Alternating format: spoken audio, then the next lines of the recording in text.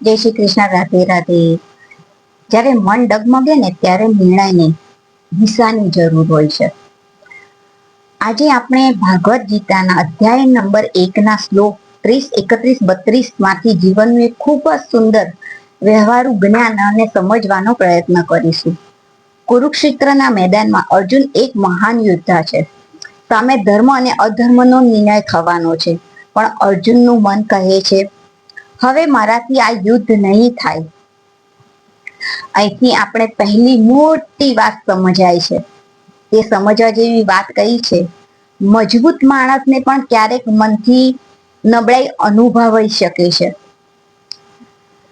આજે શ્લોક નંબર 30માં અર્જુનનું મન અને શરીર બંને ડગમગે છે. અર્જુન કહે છે, મારું શરીર શિથિળ થઈ રહ્યું છે અને મોં સુકાઈ રહ્યું છે, શરીરમાં કંપારી થઈ રહી છે અને મારું ગાંડી હાથમાંથી સરકી રહ્યું છે. હવે થોડી ગમ્મતની વાતો કરીએ આપણે, કે આપણે ક્યારેક કોઈ મોટું કામ કરવાનું હોય ને ત્યારે આવું થાય છે ને આપણી જોડે. ઇન્ટરવ્યુ પહેલા તારે આવી ગભરામણ થાય છે, પછી કહીએ ના હું તૈયાર છું, એટલે ઇન્ટરવ્યુ રૂમની બહાર હોય ને ત્યારે આપણને આ ફિલિંગ થાય છે. એટલે ભગવાન આજે તમારે જ મને બચાવવાનો છે. એક્ઝામ પહેલા આ બધું આવડે છે, ખબર? પેપર હાથમાં આવે ના પ્રશ્ન ને સિસ્ટમ ને બધું આપણને ધ્યાનમાં ત્યારે પણ આવી ગભરામણ થાય છે આપણને. એટલે અર્જુનની સ્થિતિ પણ કંઈક એવી જ હતી, પરંતુ ફરક એટલો છે કે તેમની સાથે આખું કુરુક્ષેત્ર છે.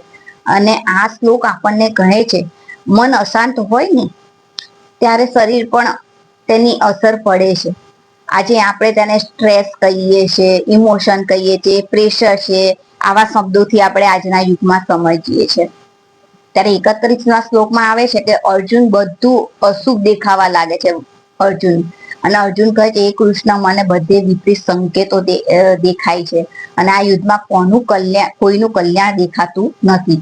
અહીં એક ખૂબ ઊંડું અને જીવન જ્ઞાન છે કે જ્યારે મનમાં ભય વધારે હોય ને ત્યારે પરિસ્થિતિ કરતા આપણી દ્રષ્ટિ વધારે નકારાત્મક બની જાય છે. એક જ રસ્તો હોય છે કે સકારાત્મક મન બનવાનું. ચાલો સાચો રસ્તો શોધીએ. ડરેલું મન શું કહે છે કે આ રસ્તો તો બંધ જ હશે. અને એટલે ગીતા આપણને શીખવે છે કે પરિસ્થિતિ બદલાય ને તે પહેલા દ્રષ્ટિને બદલાવવું જરૂરી છે. અને શ્લોક નંબર 32ની વાત કરીએ તો મારે જીત પણ નથી અને મને હાર પણ નથી. અર્જુન શું કહે છે, હે કૃષ્ણ, મને રાજ્ય નથી જોઈતું, સુખ નથી જોઈતું, વિજય નથી જોઈતો. જેમાં મારા રાજ્ય અને સુખ ના હોય એ લોકો સામે ઉભા છે અને મારા રાજ્યના લોકો સામે ઉભા છે.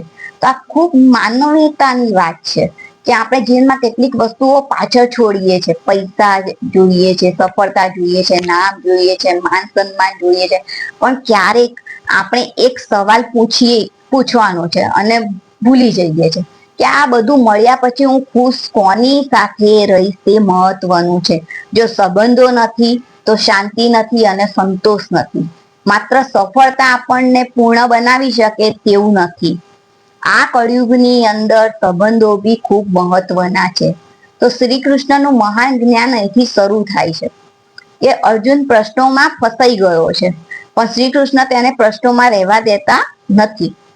તેઓ તેને જ્ઞાન, કર્મ અને ધર્મનો માર્ગ બતાવે છે. આપણા જીવનમાં પણ આવું જ છે કે જ્યારે સમસ્યાઓ આવે છે ને તો આપણને ઘણી વખત કહીએ છે કે મારી સાથે જ કેમ આવું, હવે શું થશે, મારું જ નસીબ ખરાબ છે. પણ ગીતા આપણને પૂછે છે અને સમસ્યાની કેટલી મોટી સમસ્યા હોય એ નહીં, પણ તેને માટે કોઈ દ્રષ્ટિ જોઈએ, સારું માર્ગદર્શન જોઈએ. આજના જીવન માટે 3 મોટા સંદેશો. મન ડગમગે ને તો પોતાનાને નબળા ના માનશો. અર્જુન જેવા મહાન યોદ્ધા પણ મૂંઝવણમાં મુકાયા હતા. ભયના સમયે તરત જ નિર્ણય ન લેશો. થોડા થોભો, વિચાર કરો અને સાચી દિશા શોધો.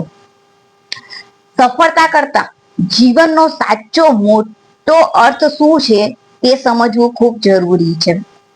કારણ કે સાચો માર્ગ જીવન બતાવે છે અને જીવન બચાવે છે. તો આ પૂરા સંદેશમાંથી અંતિમ સંદેશ આપણને શું કહે છે કે કુરુક્ષેત્ર માત્ર કે યુદ્ધનું મેદાન નથી.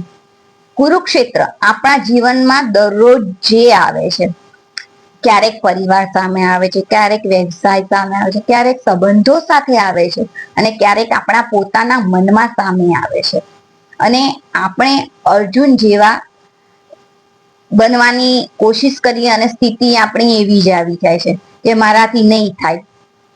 ત્યારે આપણે આપણા જીવનમાં શ્રી કૃષ્ણનું જ્ઞાન જરૂરી છે. એટલે આપણા શ્રી કૃષ્ણ જેવો મિત્ર માતા પિતા છે કળિયુગમાં, ને આપણા સાચા દોસ્તો છે.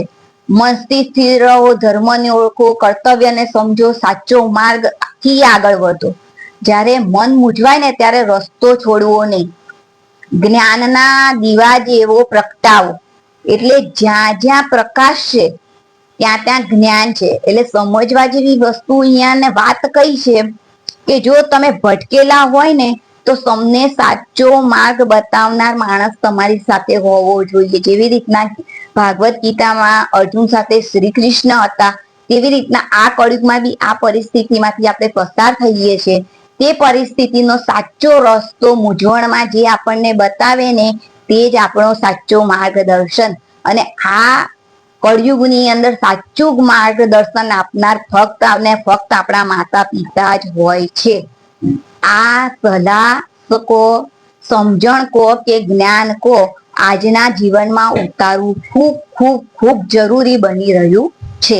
બાકી જેવી રીતના પાંડવોનો અંત થયો, જો ખોટી સલાહ લેશો તો આ કળિયુગમાં અંત બી તમારો નિશ્ચિત છે ને છે. જય શ્રી કૃષ્ણ, રાધે રાધે. આ વિડીયોને લાઈક કરો, શેર કરો અને કોમેન્ટ જરૂરથી કરો, જેથી માધ્યમથી લોકોના સુધી સંદેશ પહોંચી જાય અને ભટકેલા લોકો ક્યાંક ને ક્યાંક તેમને ભગવાનની કૃપા ઉતરે અને તેમને સાચો રસ્તો મળે. રાધે રાધે.